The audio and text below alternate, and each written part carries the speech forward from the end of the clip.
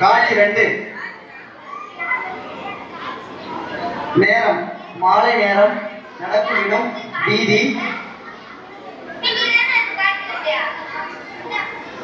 போர் வீரர்கள் அங்கே நடந்து கொண்டு வந்திருக்கிறார்கள். போர் முடிந்து விட்டது. சில போர் வீரர்கள் திருவிழையாக நடந்து கொண்டு வந்திருக்கிறார்கள். போர் முனைக்கு சென்ற தன் மகன் எழில் மார்பனை காணவில்லையே என்று அமுதவல்லி ஏக்கத்தோடு போகிறாள்.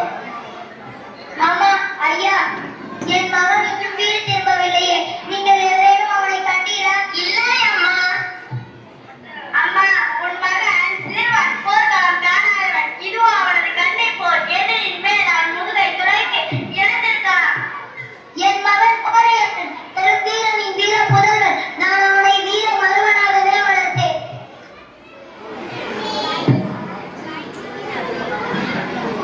காட்சி 3. வீரத்தாய் அமுதவல்லி போர்க்களம் நோக்கி ஓடுகிறார்.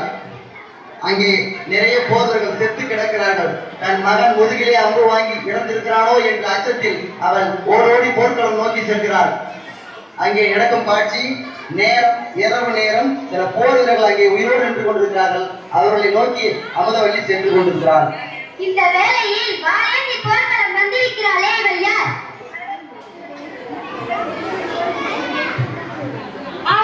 போரில் தன் கணவனை இழந்தால் அதற்கு முன்னால் நிகழ்ந்த போது தன் தம்மையை பறிவிட்டார். இன்றைய போருக்கு தன் ஒரே மகனை அனுப்பிவிட்டார். அவன் இருந்தான் என கேட்டதும் அவள் கண்கள் கலங்கினான் இல்லை. அவன் பிறப்பும் பெற்ற இருந்தான் என கேட்டதும் அவள் ஆவேசம் கொண்டாள்.